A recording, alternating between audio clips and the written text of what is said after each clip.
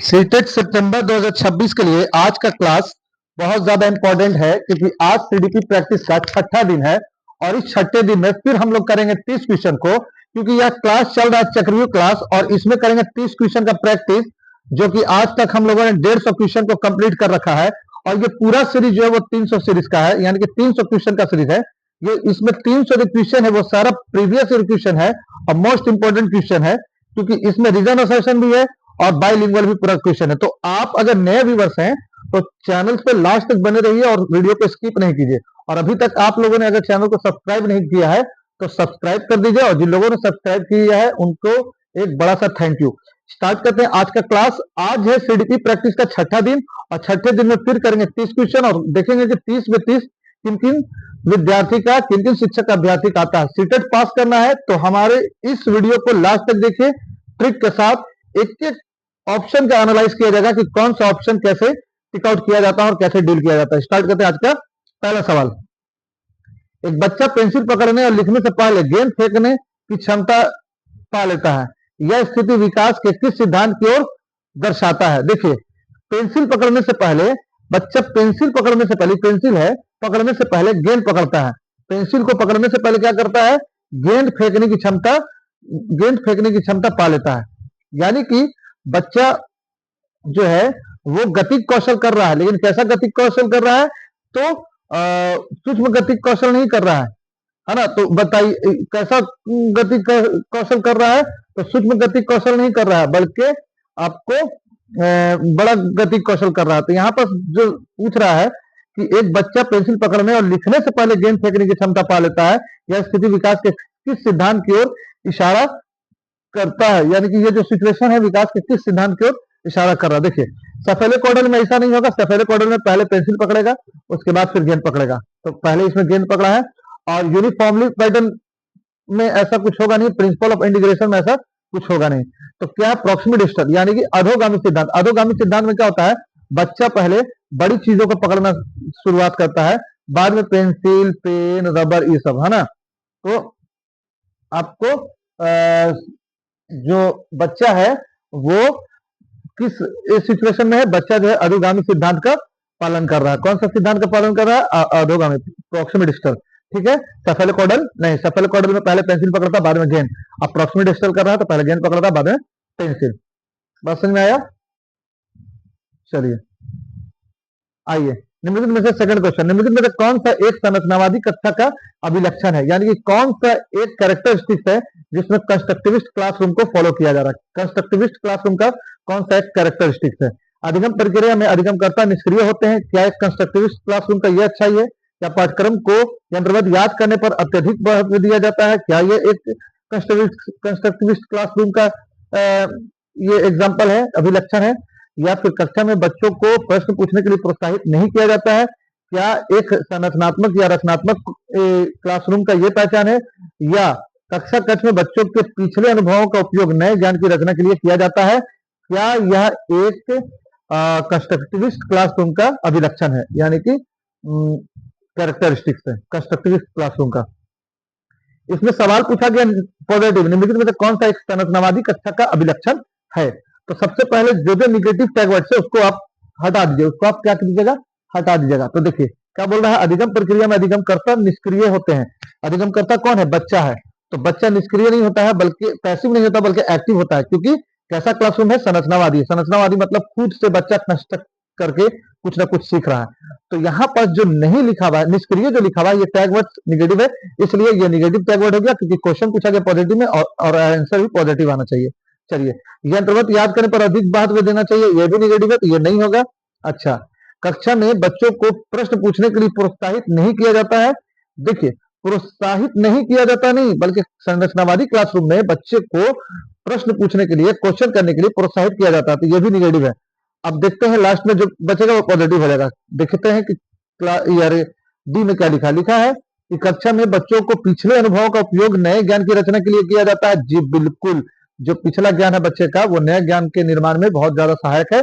और constructivist classroom का यह पहचान है कि बच्चा कंस्ट्रक्शन करके कुछ ना कुछ सीखता रहेगा। तो कंस्ट्रक्टिविस्ट क्लासरूम का यह पहचान है, इसलिए D answer is right answer. Next, comment करो आप लोग भी, आप लोग कमेंट नहीं करते हो। कमेंट करो। एक कमेंट आया था कि सर डी नहीं सी होगा, तो देखिए उसमें जो 25 नंबर का बोल रहे थे, किसी ने भी कमेंट किया था, उस क्वेश्चन को आप अच्छे से पढ़िएगा, उसमें सी ही होगा। ठीक है, सी होगा। और अगर अगर ए बी सी में कंपेयर करोगे और अगर जाना भी होगा तो बी के साथ भले जा सकते हो, लेकिन डी के साथ बिल्कुल नहीं, सी के साथ बिल्कुल नहीं, है ना। तो नहीं, आपने कहा था डी होगा, नहीं उसमें सी होगा, सी होगा, नहीं तो बी के साथ जा सकते हो। और जो भी कमेंट किए थे पिछले क्लास में, वो हम उनको आपको इस क्लास के माध्यम से बता रहे हैं। चलिए स्टार्ट करते हैं। गत्यात्मक और संज्ञानात्मक विकास क्या खाली जगह होता है। Motor and cognitive development happens. Motor and cognitive development कब होता है? जब कब तक होता है? बाल अवस्था तक, किशोरावस्था तक, वयस्क अवस्था तक, या संपूर्ण जीवन काल के दौरान? बताइए, थर्ड का आंसर बताइए। देखिए मोटर और कॉग्निटिव डेवलपमेंट क्या है? मोटर डेवलपमेंट मतलब कि गेंद खेलना, या फिर कोई भी गतिक से रिलेटेड, साइकिल चलाना, क्रिकेट खेलना, गेंद फेंकना, तो ये हम लोग तो जीवन भर करते रहते हैं और इसका डेवलपमेंट हमेशा होता रहता है। हो सकता है कि हमने बचपन में फुटबॉल खेला है और जब बड़े हो गए, किशोर अवस्था में आ गए, तब जाकर क्रिकेट खेलें, तो गत्यात्मक कौशल हमेशा विकसित होता रहता है। ठीक है, अब आए संज्ञानात्मक, तो संज्ञानात्मक विकास भी हमेशा होता रहता है। क्लास 10th के बच्चे का संज्ञानात्मक विकास ये है कि वो फिजिक्स, केमिस्ट्री, बायो पढ़ता है। क्लास जब डॉक्टरी का पढ़ाई करता है वही वयस्क इंसान, तो सिर्फ बायो पढ़ता है, तो संज्ञानात्मक विकास जो है बायो की तरफ ज्यादा उसका होता है। तो दोनों का जो संज्ञानात्मक विकास और गत्यात्मक विकास throughout the lifetime होता है, तो लाइफ स्पैन होता है।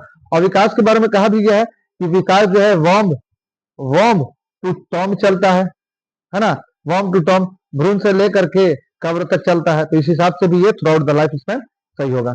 चलिए रीजन असर्शन, जो सीटेट है उसका सबसे फेवरेट क्वेश्चन रीजन असर्शन, और सीटेट में विद्यार्थियों को डराने वाला, सबसे ज्यादा डराने वाला क्वेश्चन रीजन असर्शन। और ये आपका कम से कम 5 नंबर पक्का करेगा। रीजन असर्शन जो है 5 नंबर पक्का करेगा, क्योंकि पूरे सीडीपी में 5 तो रीजन असर्शन पूछ ही लेता है। तो रीजन असर्शन को हम लोग जैसे कि पिछले क्लास में बता चुके हैं कि पढ़ते वक्त ही काट देना है, पढ़ते वक्त ही डील कर लेना है, उसी तरह इसमें भी करेंगे।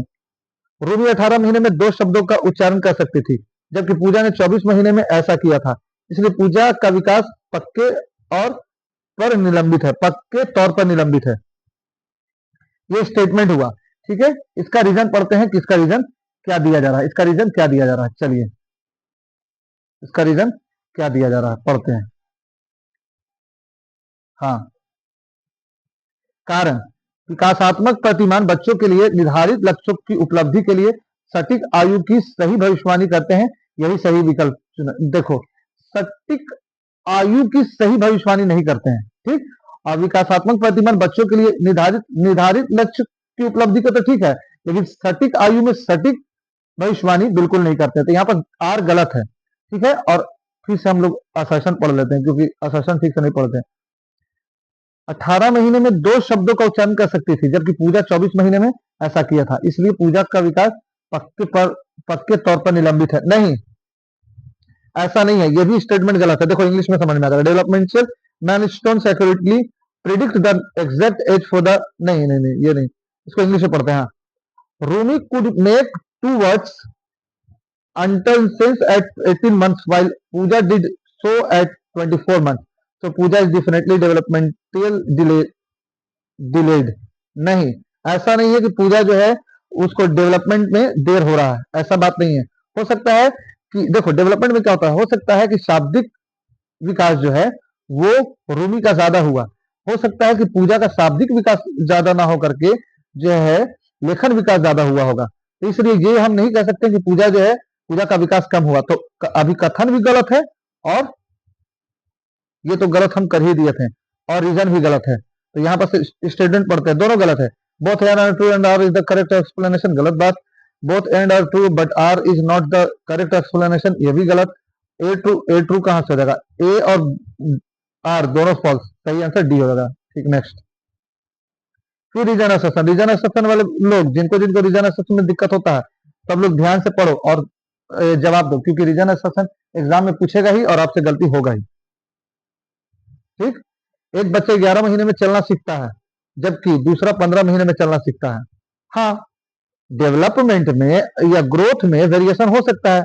बच्चे का ग्रोथ जो हुआ 11 महीने में, एक बच्चे का अच्छा ग्रोथ हो गया, वहीं दूसरा बच्चा जो है जेनेटिकली या या फिर इन्वायरमेंटल तौर पे या फिर न्यूट्रिशन बेसिस पे वीक था, तो इसका 15 महीने में डेवलपमेंट हुआ, तो ए सही है।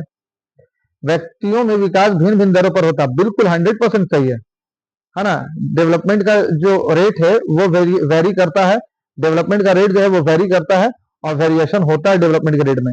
तो ए और आर दोनों सही है। और देखो यहाँ भी विकास है, और एक बच्चे 11 महीने में, हाँ यहाँ भी विकास की ही बात हो रही है, भले विकास लिखा हुआ नहीं है, और दोनों एक दूसरे से रिलेटेड भी है, तो सही होगा A R true and R is the correct explanation of A. सही आंसर यही होगा। नेक्स्ट, हम क्या बोले, आप जब पढ़ोगे और उसके बाद फिर चारों ऑप्शन अगर पढ़ लोगे तो आप कंफ्यूज हो जाओगे। जब आप पढ़ रहे, रीड कर रहे हो अभी कथन और रीजन को, तो उसी वक्त इसको जब पढ़ने में टाइम दोगे ना, उसी में लगा दो। और जब उसी में लगा दोगे, सिर्फ पढ़ने में ध्यान से, तो ऑटोमेटिक ऑप्शन देख के ही लगा दोगे, फिर बाकी ऑप्शन का जरूरत नहीं पड़ेगा। इसका ए आंसर हुआ। यह अवधारणा कि बच्चों के आचरण को प्रबलीकरण और दंडों द्वारा परिवर्तित किया जा सकता है, इस विचार पर आधारित है कि प्राथमिक रूप से विकास किससे प्रभावित होता है। देखो, बच्चे का जो आचरण है, आचरण मतलब कि उन लोगों का जो भी बिहेवियर है, उसको पनिशमेंट और रेनफोर्समेंट के जरिए से सुधारा जा सकता है। ये कहीं से भी सही नहीं है। रेनफोर्समेंट की बात तो बच्चे के साथ आपको करना ही नहीं है, किसी भी तरह का रेनफोर्समेंट, पुनर्बलन किसी तरह का सही नहीं है, ना निगेटिव ना पॉजिटिव, किसी तरह का कोई पुनर्बलन नहीं देना है। तो ये तो यहीं पर बात खत्म हो गई कि दंड तो देना ही नहीं है। तो अगर ये कह भी रहा है कि दंडों द्वारा परिवर्तित किया जा सकता है, सब सोच रहा है कि दंड और प्रबलीकरण यानी कि रेनफोर्समेंट के द्वारा और पनिशमेंट के द्वारा, रिवार्ड्स और पनिशमेंट के द्वारा बच्चे के बिहेवियर में चेंज लाया जा सकता है, तो ऐसा विचार आधारित है कि प्राथमिक रूप से विकास किससे प्रभावित होता है। ठीक है, प्राइमरी लेवल पर किससे, केवल आनुवंशिकता पर, आनुवंशिकता और वातावरण से, एनवायरमेंट ओनली पर, या ना तो आनुवंशिकता से ना तो वातावरण से। ऐसा तो करना ही नहीं चाहिए। लेकिन अगर आप ऐसा कर रहे हो कि रेनफोर्समेंट दे रहे हो और पॉजिटिव रेनफोर्समेंट दे रहे हो, या फिर दंड ही दे रहे हो और बच्चा सुधर रहा है, तो ये डिपेंड करता है कि आनुवंशिकता और वातावरण दोनों पर डिपेंड करता है। यानी कि जेनेटिकली बच्चा वैसा है ना। नहीं, ऐसा करना ही नहीं चाहिए मेरे हिसाब से। क्वेश्चन बहुत बारीक क्वेश्चन, हेरिडिटी ओनली नहीं, बहुत अनुवांशिकता और वातावरण पे नहीं। अनुवांशिकता पर अगर होता तो जैसे उसके फादर होते हैं उसी तरह से उसका भी बिहेवियर होता। ये नहीं होगा। इन्वायरमेंट ओनली, हाँ ये हो सकता है। नाइदर हेरिड, ये भी नहीं होगा। हाँ, सिर्फ उसको वातावरण दे करके, सिर्फ उसको वातावरण दे करके। जैसे फॉर एग्जाम्पल, एक बच्चे का बिहेवियर ये है, एक बच्चे का बिहेवियर ये है कि जब वो लिखता है तो एक ही वर्ड को बार बार लिखता है। ठीक है, ऐसा बिहेवियर है। जैसे तारे जमीन पर, जब वो लिखता था तो उल्टा लिखता था, लिखता ऐसे। तो बताओ कि इसको सही कैसे किया आमिर खान? सही क्या किया कि एक मिरर लाया और उसमें दिखलाया तो उल्टा दिखाई दे दिया। इस तरह से उसको सही किया जा सकता है। तो यहाँ पर सिर्फ और सिर्फ इन्वायरमेंट इज राइट आंसर। ठीक है, नेक्स्ट वन पे चलते हैं। नेक्स्ट 7 नंबर का क्वेश्चन। 7 नंबर का क्वेश्चन, विकास निम्नलिखित में से किस पर निर्भर है? विकास निम्नलिखित में से किस पर निर्भर करता है? डेवलपमेंट इज डिपेंडेंट अपॉन, यानी कि किस पर डिपेंड करता है विकास? देखिए, ईवीएस का क्लास जो है वो एनसीईआरटी बेस्ड आएगा, और फुल्ली एनसीईआरटी का भी बुक पढ़ा दिया जाएगा, और उसमें से ही प्रीवियस ईयर क्वेश्चन सेलेक्टेड और एमसीक्यू सेलेक्टेड करके प्रैक्टिस करवा दिया जाएगा। तो इसलिए ईवीएस के लिए चिंता नहीं करना, बहुत जल्द आने वाला। खांटी एनसीईआरटी होगा, खांटी एनसीईआरटी। एक ईवीएस का क्लास करने के बाद कभी आपको ईवीएस में दिक्कत नहीं होगा। विकास निम्नलिखित में से किस पर निर्भर है? आनुवांशिक बनावट पर, भौतिक वातावरण पर, सामाजिक सांस्कृतिक कारक पर। बताइए, डेवलपमेंट जो है वो जेनेटिक पर तो डिपेंड करता ही है, जेनेटिक पर डेवलपमेंट डिपेंड करता है। लेकिन आप बताइए क्या होगा? और सोशल कल्चरल फैक्टर पर भी डिपेंड करता है, फिजिकल इन्वायरमेंट पर तो बिल्कुल। तो ए बी सी तीनों हो जाएगा, यहाँ पर सोचेगा डी आंसर। नेक्स्ट, मध्य बाल अवस्था का काल क्या है? मध्य बाल अवस्था का काल कहाँ है, क्या है? मिडिल चाइल्डहुड का पीरियड कहाँ से कहाँ तक होता है? मिडिल चाइल्डहुड 6 से 11 साल मिडिल चाइल्डहुड होता है। 8 से 8 साल तक जो होता है वो अर्ली चाइल्डहुड होता है। 5 से 8 साल बर्थ टू 5 ईयर्स, और 0 से 2 साल जो होता है इन्फेंसी होता है। यहाँ पर ऑप्शन ही गलत है। और 6 से 11 साल मिडिल चाइल्डहुड होता है। 11 साल से अब जो चल जाएगा वो टीनेज या फिर एडोलेसेंस में चल जाएगा। तो आंसर हो जाएगा सी। नेक्स्ट, बच्चों की असफलता के संदर्भ में निम्नलिखित में से कौन सा कथन सही है? यानी कि क्वेश्चन पूछा है पॉजिटिव, आंसर भी पॉजिटिव लगेगा। कौन सा स्टेटमेंट सही है बच्चा के असफल होने के संदर्भ में? Which of the following statement about children failure is correct?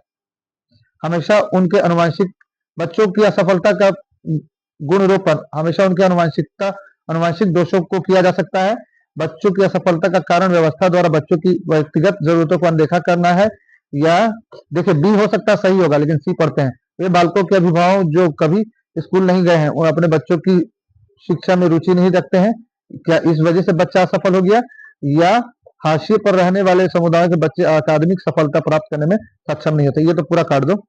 देखो, अगर बच्चा फेल हुआ तो क्या हुआ, व्यवस्था फेल हुई। ठीक, तो मेरे हिसाब से इस, आप लोग कमेंट करो, ऐसे मेरे हिसाब से इसका जो आंसर होगा वो पता चल रहा है अभी, कमेंट करो। देखिए, बच्चों की असफलता का कारण व्यवस्था द्वारा बच्चों की व्यक्तिगत जरूरतों को अनदेखा करना है। व्यवस्था में कौन आ गया, व्यवस्था में पेरेंट्स भी आ गए, व्यवस्था में ट्यूशन टीचर भी आ गया, और व्यवस्था में स्कूल टीचर और स्कूल भी आ गया, स्कूल का पूरा एनवायरमेंट आ गया और घर का पूरा एनवायरमेंट आ गया, तो पूरी व्यवस्था फेल हुई। पूरी व्यवस्था, बच्चा असफल हुआ, यानी कि पूरी व्यवस्था असफल हुई, और व्यवस्था की वजह से ही बच्चा असफल हुआ। निम्नलिखित में से कौन से कथन सही नहीं है, क्वेश्चन निगेटिव है और ऑप्शन भी निगेटिव ही लगाना। विकास क्रमबद्ध व व्यवस्थित होता है, विकास केवल आनुवंशिकता से प्रभावित होता है, यहाँ पर केवल लग गया, जबकि आनुवंशिकता वातावरण दोनों से प्रभावित होता है, डी काट दीजिए। चलिए, विकास के सभी क्षेत्र एक दूसरे पर निर्भर होते हैं, या विकास की गति व्यक्तिगत होती है, बताइए। ए सी डी में कमेंट कीजिए, ए सी डी में कमेंट कीजिए।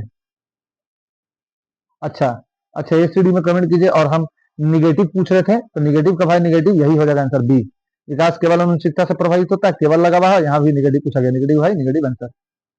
एक शिक्षिका अपनी प्राथमिक कक्षा में अर्थपूर्ण अधिगम को कैसे बढ़ा दे सकती है।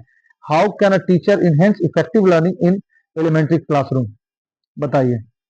इफेक्टिव लर्निंग कैसे इंप्रूव करेगी एक एक लेडी टीचर। वेगन तथा अभ्यास द्वारा प्रतिस्पर्धा को बढ़ावा देकर, विषय वस्तु या विद्यार्थी के जीवन के साथ संबंधित संबंध स्थापित करके, या निगम को छोटी छोटी उपलब्धियों के लिए पुरस्कार। पुरस्कार बार बार नहीं देना, काटो। एबीसी में कमेंट करो, सबसे आसान क्वेश्चन है अभी तक का। वेगन अभ्यास करवाना ही नहीं है 8 तक। अब प्रतिस्पर्धा यानी कि कंपटीशन को बढ़ावा नहीं देना, सही आंसर हो जाएगा सी।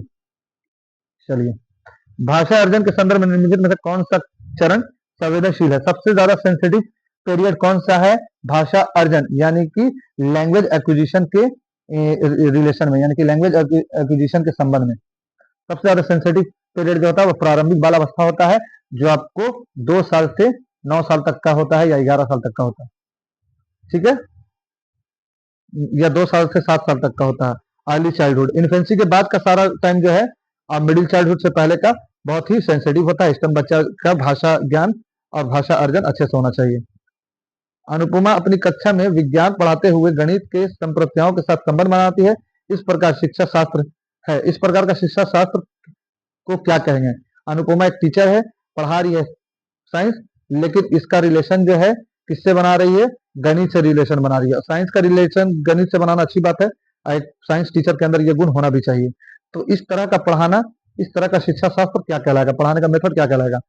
अधिगम के स्थानांतरण और अंतः विषयात्मक अधिगम को बढ़ावा देगा, ज्ञान के अर्जन में रुकावट होगा, क्या ये सही है, या क्योंकि वह छात्रों के बोझ को बढ़ाएगा, या छात्रों में भ्रांतियों को बढ़ावा देगा। देखिए, निगेटिव ऑप्शन को काटिए, कमेंट कीजिए तो इसमें से क्या क्या होगा, ये निगेटिव, ये निगेटिव, अब बताइए, कमेंट करो। रुकावट भी negative, A is right answer. Next, अभी तक अगर आप नए व्यूवर्स हैं तो चैनल को सब्सक्राइब कीजिए, दोस्तों के साथ शेयर कीजिए। विद्यार्थियों के बीच भ्रांतियां उनके बारे में क्या बतलाती है। अत्यंत गलत और तर्कहीन सोच प्रक्रिया, उच्च क्रम की भावनात्मक और बौद्धिक क्षमताएं, अवधारणाओं के बारे में मूल और सहज समझ, या गंभीर संज्ञानात्मक कमियां और तंत्रिका संबंधित विकास। देखो, विद्यार्थी के बीच भ्रांतियां, यानी कि विद्यार्थी के बीच में कुछ मिसकंसेप्शन है किसी भी टॉपिक के बारे में, तो मिसकंसेप्शन अमॉन्ग स्टूडेंट रिप्रेजेंट दियर, तो क्या रिप्रेजेंट करता है। अगर मिसकंसेप्शन है, इसका मतलब क्या है कि ये, अरे बच्चों के बीच मिसकंसेप्शन है किसी टॉपिक के बारे में, तो इसको आप कैसे देखोगे, कैसे देखोगे। अत्यंत गलत और तर्कहीन है, नहीं, गलती तो बहुत ज्यादा इंपॉर्टेंट है, बच्चे के अंदर मिसकंसेप्शन और गलती होनी चाहिए। उच्च क्रम की भावनात्मक और बौद्धिक क्षमताएं हैं, नहीं, मिसकंसेप्शन है, तो उच्च क्रम की भावनात्मक बौद्धिक क्षमता कहाँ से हो गई, जब बच्चा ठीक से समझ ही नहीं रहा, तो ये भी गलत हो गया। अवधारणाओं के बारे में मूल और सहज समझ है, या गंभीर संज्ञानात्मक कमी भी नहीं। मिसकंसेप्शन जो है वो अवधारणा के बारे में मूल और सहज समझ है, यही सही आंसर होगा, है ना। तो native and initiative understanding about concept, ठीक है, कुछ कुछ उसके बारे में पता है लेकिन थोड़ा सा कंसेप्ट है लेकिन मिसकंसेप्ट है। जैसे फॉर एग्जांपल पौधे लिविंग ऑर्गेनिज्म है, बच्चे को ये बात पता है लेकिन वो चलते नहीं है, इस बात पे वो मिसकंसेप्शन रखता है। तो यहाँ पर जो है मिसकंसेप्शन आपको क्लियर करना होगा। तो मूल अवधारणा के बारे में मूल बात तो पता है कि पौधे लिविंग ऑर्गेनिज्म है, लेकिन एक मिसकंसेप्शन उसके पास ये है कि वो चलते क्यों नहीं, ठीक है। तो चलिए नेक्स्ट सवाल। सही आंसर इसमें क्या होगा समझ गए ना, इसमें सही आंसर हो जाएगा सी। चलिए नेक्स्ट 15। किस विचारक ने इस बात को नकारा है कि बुद्धि एकल इकाई है और कई पृथक स्वतंत्र बुद्धियों का सिद्धांत प्रतिपादित किया जाता है? किसने ऐसा कहा है, किसने इस बात को नहीं माना है, नकारा है यानी कि नहीं माना है, एकल इकाई की बात नहीं कहा है, बताइए। देखिए वाइगोस्की तो समाज की बात बोल रहे हैं, अब पियाजे संज्ञान की बात, और हार्वर्ड गार्डनर और लॉरेंस कोलबर्ग तो नैतिकता की बात की है। बहुबुद्धि का सिद्धांत किसने दिया? तो हार्वर्ड गार्डनर ने कहा, और हार्वर्ड गार्डनर ने यही बात कहा कि ये जो बुद्धि है, जो इंटेलिजेंस है, वो यूनिफैक्टरी नहीं है ना, मतलब कि सिंगल नहीं है, यानी कि जो बुद्धि है वो एकल इकाई नहीं है बल्कि बहु इकाई है। तो हार्वर्ड गार्डनर ने बुद्धि का बहु सिद्धांत दिया है, यानी कि बुद्धि बहुत तरह की होती है, हार्वर्ड गार्डनर ने ऐसा कहा है, इसलिए एक बुद्धि के एकल वाली बात को हार्वर्ड गार्डनर ने नकारा है। तो यही सही आंसर हो जाएगा। नेक्स्ट, निम्नलिखित में से कौन सी हार्वर्ड गार्डनर का बहुबुद्धि सिद्धांत अगर आपको पढ़ना है तो आप प्लेलिस्ट में जाइए, वहां पर हार्वर्ड गार्डनर का बहुबुद्धि सिद्धांत डिटेल दिया होगा। निम्नलिखित में से कौन सी स्थिति विद्यार्थी में गर्व का कारण बन सकती है? जब असफलता का कारण स्वयं को माना जाता है, जब असफलता का कारण दूसरों को माना जाता है, जब सफलता का कारण स्वयं को माना जाता है, या जब सफलता का कारण दूसरों को माना जाता है? बताइए इसमें कौन सी स्थिति में विद्यार्थी अपने आप पर गर्व बनेगा, गर्व का कारण बनेगा विद्यार्थी के अंदर? कौन सी स्थिति में बताइए? जब सफलता का कारण स्वयं को माना जाता है, when success is seen as scout by oneself, है ना। अगर स्टूडेंट्स ये सोचेगा कि सफलता जो मिली है वो मेरे मेहनत की वजह से मिली है, तो स्टूडेंट जो है वो ज्यादा गर्व करेगा। तो सही आंसर हो जाएगा सी। नेक्स्ट, खिलौने के रूप में गुड़िया मिलने पर रोहन की प्रतिक्रिया थी, मुझे यह खिलौना पसंद नहीं है क्योंकि लड़के गुड़िया से नहीं खेलते हैं। यह किसका उदाहरण? देखो ऐसा मिसकंसेप्शन है कि लड़के गुड़िया से नहीं खेलते हैं, ठीक है, और ये जेंडर बाइस है, यानी कि एक बाइसनेस बन गया है कि लड़के गुड़िया से नहीं खेलते, लड़का किससे खेलेगा? बंदूक से खेलेगा, और लड़की गुड़िया से खेलेगी। बाइसनेस हो गया, यानी कि शुरू से जब से बच्चा जन्म लेता है तब से, अगर माँ लाती है या पिताजी लाते हैं तो बच्चे के लिए गाड़ी लाते हैं, लड़की के लिए गुड़िया, बच्चे के लिए बंदूक लाएंगे और लड़की के लिए गुड्डा या गुड़िया। तो ये क्या है? ये जेंडर रिवलेंस है? बिल्कुल नहीं। जेंडर भेदभाव नहीं, जेंडर रूढ़िवादिता है। यानी कि ये रूढ़िवादिता मतलब होता है जो सदियों से चला रहा है, जैसे सती प्रथा सदियों से चला आ रहा था, तो ये रूढ़िवादिता है। यहाँ पर हो गया सी। जैसे पर्दा प्रथा, पर्दा प्रथा में रूढ़िवादिता इस पर बोला जाता है, इस बेस पर बोला जा सकता है, क्योंकि पर्दा जो बोला गया था वो जेंट्स और लेडी इस्लाम में दोनों को बोला गया था। जेंट्स को बोला गया था नजर की पर्दा, और लेडी को बोला गया था कपड़ों का पर्दा। तो पर्दा प्रथा में क्या बोला गया इस्लाम में कि सिर्फ लेडी लोग ही पर्दा करेंगी। यह जो है रूढ़िवादिता है, ये रूढ़िवादिता है कि ओनली लेडी लोग पर्दा करेंगी, है ना। अगर ये बोला जाता है कि दोनों लोग पर्दा करेंगे, जेंट्स नजरों का और लेडी जो है पर्दे का, तो ये रूढ़िवादिता नहीं होती। और इसी तरह से सती प्रथा में जो बोला गया कि जो सती माँ है वो बन जाएंगी विधवा, विडो लेडी, और वो अपने पति के साथ जला दी जाएंगी, ये रूढ़िवादिता थी। अगर ये होता कि पत्नी के मरने पर पति भी मर जाएगा, या पत्नी के अर्थी के साथ पति भी जल जाएगा, ये रूढ़िवादिता नहीं होती। तो रूढ़िवादिता मतलब जेंडर अकॉर्डिंग भेदभाव करना, तो ये है। और रूढ़िवादिता हर धर्म, हर एरिया और हर जगह है ना। जैसे रूढ़िवादिता हरियाणा में थी कि बच्ची को मार देना, लड़की को मार देना, जबकि अब थोड़ा थोड़ा कम हुआ, तो ये चीज है, ठीक है। एक बहुभाषीय कक्षा में शिक्षक को क्या करना चाहिए? वार्तालाप के लिए मातृभाषा के उपयोग को निरुत्साहित करना चाहिए। निरुत्साहित, हतोत्साहित दोनों गलत है, प्रोत्साहित सही है। चलिए, ज्यादातर विद्यार्थी द्वारा बोली जा रही प्रमुख भाषा को ही स्वीकार करना चाहिए। चलिए नेक्स्ट पढ़ते हैं। या फिर भाषाओं की विविधता के बारे में जागरूकता लानी चाहिए और विद्यार्थी को पसंद अनुसार भाषा के इस्तेमाल की अनुमति देनी चाहिए। या फिर एक लक्ष्यांक भाषा जैसे कि अंग्रेजी को छोड़कर अन्य भाषाओं के उपयोग की उपेक्षा करनी चाहिए। उपेक्षा गलत हो गया। चलो यहाँ पर भी प्रमुख भाषा को ही, ये भी गलत हो गया, ये भी गलत हो गया, आंसर इज सी। नेक्स्ट देखो, हम तो स्पीड में ही रहेंगे। आप लोग कमेंट करते हो कि सर स्पीड में मत रहिए। अरे स्पीड में नहीं रहेंगे, वीडियो लॉन्ग बन जाएगा, लास्ट में आप ही लोग स्किप करके चल जाओगे। हमको मेन यही डर लगता है। अगर स्टे करने लगे आप लोग, अगर वॉच आवर मेरा बढ़ने लगे या स्टे करने लगे, रुकने लगे, या ऐसा हमको मोटिवेशन मिले कि नहीं रुक तो रहे हो, तो हम 30 क्वेश्चन को आराम से 45 से 50 मिनट में करवाएंगे। लेकिन मेरी पूरी कोशिश होती है कि 30 मिनट में करवा लें, सिर्फ इसीलिए कि आप उभो नहीं और उब करके स्किप करके चल नहीं जाओ, है ना। क्योंकि यूट्यूब फिर निगेटिव में चला जाएगा, निगेटिव में चला जाएगा तो चैनल को ग्रोथ नहीं करेगा और मेरा सारा मेहनत बेकार जाएगा। तो रिक्वेस्ट ये है कि शेयर कर दो उन लोगों के पास पूरा प्लेलिस्ट, जो लोग अभी तक सीडीपी में कमजोर हैं और उनको ये समझ में नहीं आता है कि एमसीक्यू को कैसे डील किया जाए। ठीक है, बच्चों के विकास के संवेदनशील चरण से क्या तात्पर्य है? संवेदनशील यानी कि सेंसिटिव पीरियड से क्या तात्पर्य है, यानी कि क्या मतलब है सेंसिटिव पीरियड का मतलब?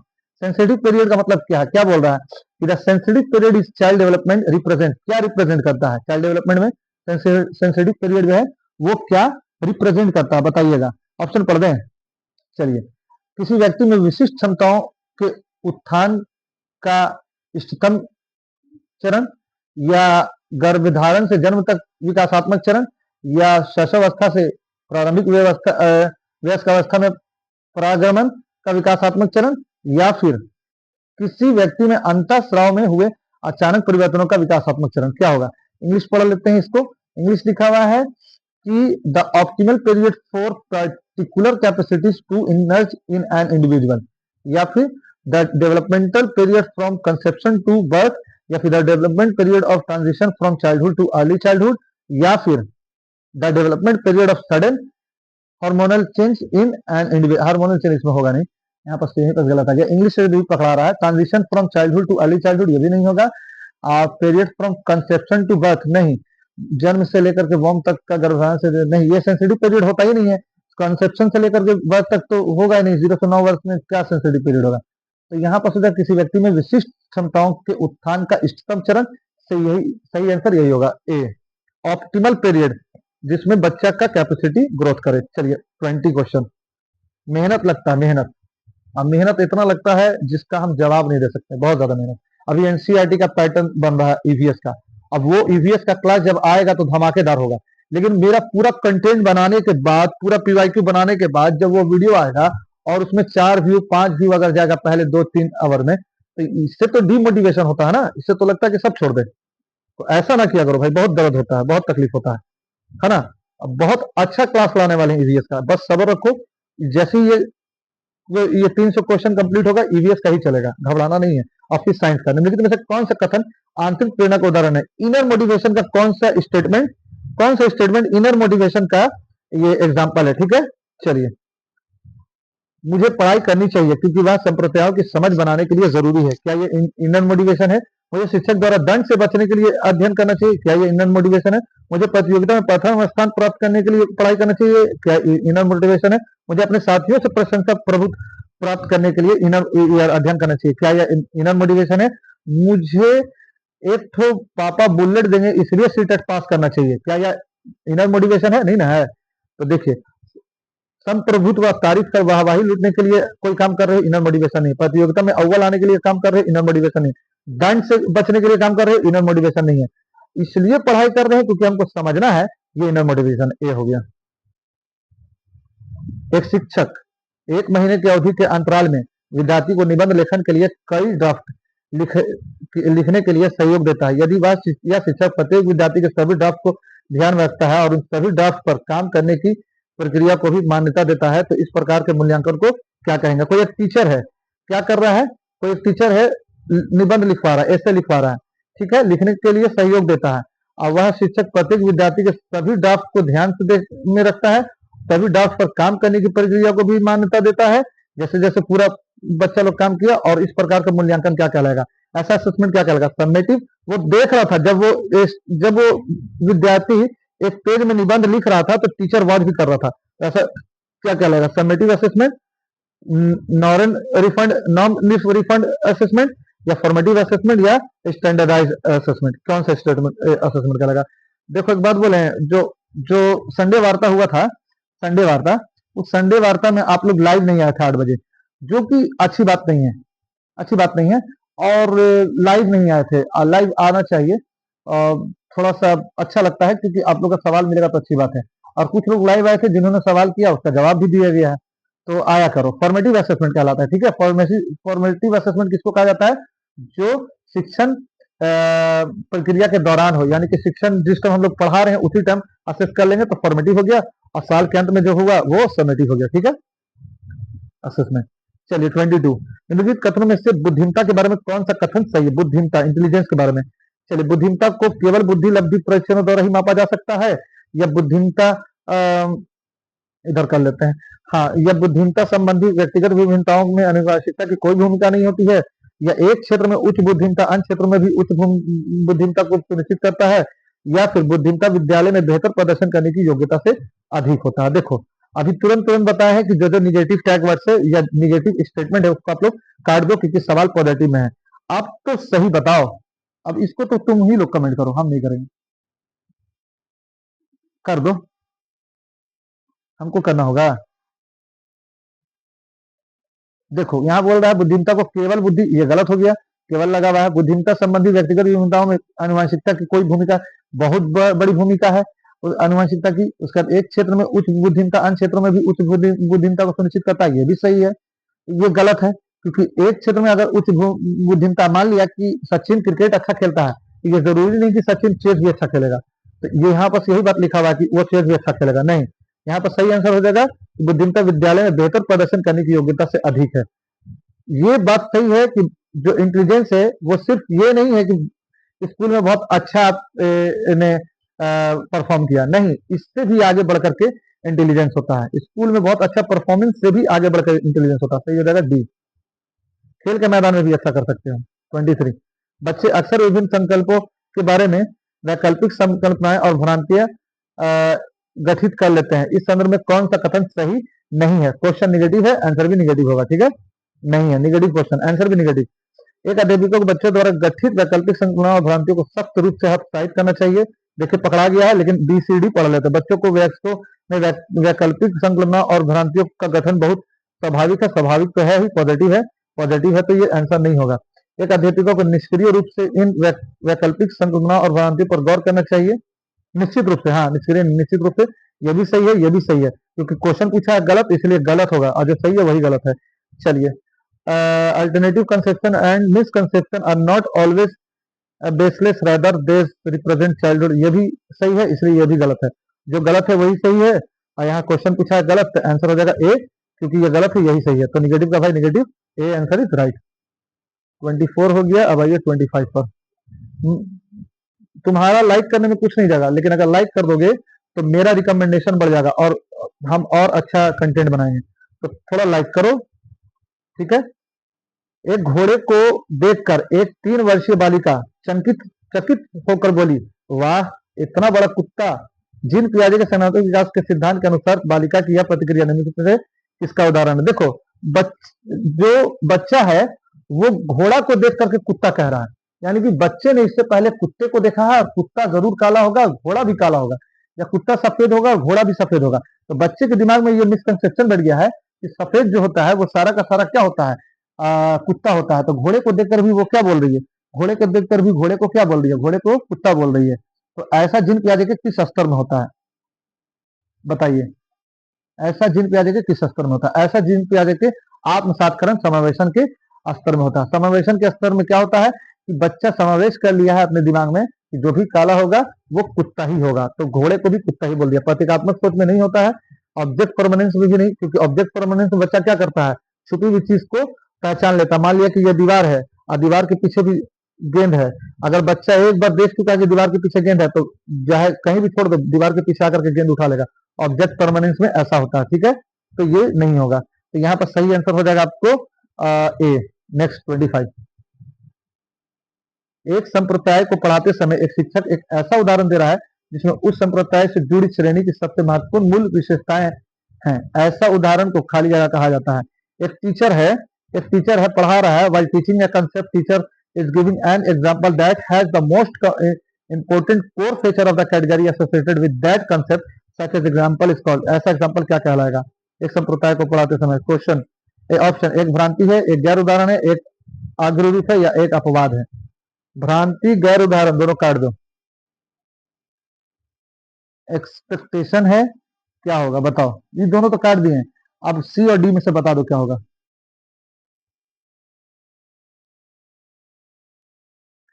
सी और डी में से प्रोटोटाइप होगा, है ना। एक प्रोटोटाइप है, एक आग्र रूप है। प्रोटोटाइप उसको कहा जाता है जिसमें बच्चे को जिसमें बच्चे को उदाहरण दिया जाता है, उससे रिलेटेड जो आप कंसेप्ट पढ़ा रहे हैं उससे रिलेटेड उदाहरण दिया जाता है। प्रोटोटाइप सही आंसर हो गया। 26 आंसर क्वेश्चन, निम्नलिखित से अधिगम का कौन सा परिप्रेक्ष्य यह कहता है कि ठोस प्रलोभनों और पुरस्कारों द्वारा विद्यार्थी को सीखने के लिए अभिप्रेरित किया जा सकता है। ह्यूमनिस्टिक, मानवतावादी, व्यवहारात्मक, संज्ञानात्मक या सामाजिक संस्कृति, बताइए क्या होगा 26 का। 26 का क्या होगा? 26 का होगा बिहेवियरल, यानी कि व्यवहारात्मक। ये व्यवहारात्मक है कि बच्चे को चॉकलेट के लुभाव दे करके पढ़ाया जा सकता है, या पढ़ने की ओर बुलाया जा सकता है, और आप लोग को शादी का लुभावना दे करके, या फिर गाड़ी दे देंगे या लैपटॉप दिला देंगे, ठीक है, इस तरह का लुभावना दे करके। और जो भी हमारे सीनियर इस वीडियो को देख रहे हैं, बहुत सारे ऐसे भी कैंडिडेट हैं जो हमसे बहुत ज्यादा सीनियर हैं और वो अभी जॉब में है और टेट पास करके उनको अपनी नौकरी बचाना है। तो प्लीज आप लोग भी सब्सक्राइब कर लो और अपने स्टेट का नाम जरूर लिखो, अपने स्टेट का नाम जरूर लिखो, किस किस राज्य से आप लोग देख रहे हो, क्योंकि आप हमारे सीनियर हैं और बहुत अच्छा लगेगा अगर आप लोग भी सपोर्ट करोगे तो। निम्नलिखित में से कौन सा स्थूल कौशल के उपयोग है? स्थूल कौशल, है ना, स्थूल कौशल। तो सूक्ष्म गति कौशल क्या बोल रहा है इसमें? ग्रॉस मोटर स्किल्स और फाइन मोटर स्किल्स। देखो दो तरह का स्किल्स होता है, हम कई बार बताएं, एक होता है फाइन मोटर स्किल्स, एक होता है ग्रॉस मोटर स्किल्स।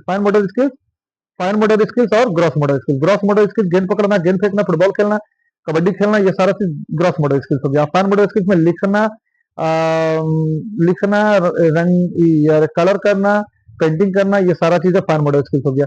सुई डालना, सुई में धागा डालना। तो ये बोल रहा है निम्नलिखित में से कौन सा स्थूल कौशल यानी कि ग्रॉस मोटर स्किल्स का एग्जाम्पल है? एक पैर पर संतुलन करना, ये ग्रॉस मोटर स्किल्स है। एक मटर को उंगली से दबाना, ये फाइन मोटर स्किल्स है। इसका टर्न्स पेज ऑफ बुक, किताब के को पत्र को पलटना या पेंसिल पकड़ना, यह भी फाइन मोटर स्किल्स है। अब ए और सी में आप कंफ्यूज होइएगा, क्योंकि ए और सी कंफ्यूज वाला ऑप्शन है। देखो, जब किताब के पन्ने को पकड़ेगा तो दो उंगली से पकड़ेगा, तो ये भी फाइन मोटर स्किल्स है, तो ये भी नहीं होगा। सही आंसर हो जाएगा ए, क्योंकि इसमें पूरा पैर संलिप्त हो रहा है। अगर ये वाला ऑप्शन नहीं होता तो सी लगा सकते थे, लेकिन सही आंसर हो जाएगा ए। विद्यार्थी एक संप्रदाय के अधिगम को सुसाध्य करने के लिए एक शिक्षक को विद्यार्थियों में एक संप्रदाय के अधिगम को सुसाध्य करने के लिए शिक्षक को निम्नलिखित में से क्या करना चाहिए? To facilitate students learning of a concept, a teacher should, क्या करना चाहिए टीचर को? नई जानकारी और पिछले ज्ञान के बीच संबंध बनाने से बचें। बचना नहीं है बल्कि संबंध बनाना है, यहाँ पर ए गलत हो गया। नियमों को समझने और अवधारणाओं की विशेषताओं को परिभाषित करने पर ध्यान दें। या विषय वस्तु से संबंधित आवश्यक और गैर आवश्यक जानकारियों का मिश्रित कर दें। या सामान्य जानकारी को अत्यधिक मूर्त और जटिल रूप में प्रस्तुत करें। क्या होगा सही आंसर? 28 का आंसर बोलिए, कमेंट करो। नियमों को समझने और अवधारणाओं को विशेषता को परिभाषित करने, क्या ये होगा? अरे इसमें तो थोड़ा सा कंफ्यूजन हो गया हमको भी, क्या बोल रहा था तो सवाल। विद्यार्थी में एक संप्रदाय के अधिगम को सुसाध्य करना है, आसान करना, फैसिलिटेट करना है। इस शिक्षक को से क्या करना चाहिए? अच्छा, निगेटिव वाला पहले काट देते हैं। नई जानकारी, ये तो निगेटिव हो गया। ज्ञान के बीच संबंध बनाने से बचे बचे लिखा हुआ, इसलिए निगेटिव हो गया। अच्छा, आवश्यकता और गैर आवश्यक, ये भी निगेटिव हो गया, ये भी सही आंसर हो जाएगा बी। ठीक है, सही आंसर हो जाएगा बी। आप लोग पढ़ लोगे, अगर डाउट लगेगा तो क्वेश्चन जरूर करोगे, जैसे हमने आज एक हमारे प्यारे से व्यूअर्स का जवाब दिया, अगले वीडियो में जरूर जवाब देंगे। कमेंट करो अपने अपने स्टेट का नाम। विकासात्मक परिवर्तन किसका परिणाम है? विकास, development change are result of अनुवांशिक और पर्यावरणीय परिस्थिति का अनूठा संयोजन। किसी व्यक्ति का केवल अनुवांशिक ढांचा, केवल सामाजिक संस्कृति ढांचा, ना तो अनुवांशिकता ना तो सामाजिक, तीनों काट दो। अनुवांशिक और वातावरण दोनों डिपेंड करता है डेवलपमेंट का। सही आंसर हो जाएगा ए। 30 एंड लास्ट एंड लिस्ट, निम्नलिखित में से कौन सा कारक अकादमिक प्रदर्शन में विद्यार्थी की असफलता के लिए जिम्मेदार नहीं है? अकादमिक प्रदर्शन में विद्यार्थियों की असफलता, फेलवर का जिम्मेदार नहीं है। कौन सा कारक? बोरियत, स्ट्रेस, क्यूरियोसिटी या फियर, बताओ। क्यूरियोसिटी जिम्मेदार नहीं है असफलता का, क्यूरियोसिटी से लोग सफल होते हैं। तो 30 का भी ऑप्शन लगा दिया सी, और ये लास्ट था, और लास्ट एंड लिस्ट हो गया। आज का सेशन कंप्लीट। हम किए हैं 30 क्वेश्चन। कमेंट करके ये जरूर बताइए कि 30 में किसका कितना आया है, और अपने स्टेट का नाम लिखिए। और अगर व्यूअर्स नए हैं तो चैनल को सब्सक्राइब करके दोस्तों के साथ शेयर कीजिए, प्ले लिस्ट में जाइए। और अगर जो लोग फेसबुक पर देख रहे हैं वो हमारे पेज स्टार अकेडमी को जरूर फॉलो करेंगे, क्योंकि स्टार अकेडमी पर भी डेली यही वीडियो जो है फेसबुक पर भी अपलोड होता है। तो फेसबुक के पेज का लिंक भी हम डाल देंगे इस वीडियो में। और छोटा सा रिक्वेस्ट है कि जितना हो सके शेयर करो इस पूरे प्लेलिस्ट को, प्लेलिस्ट बना हुआ है, और हमें सपोर्ट करो। Thanks for watching, subscribe.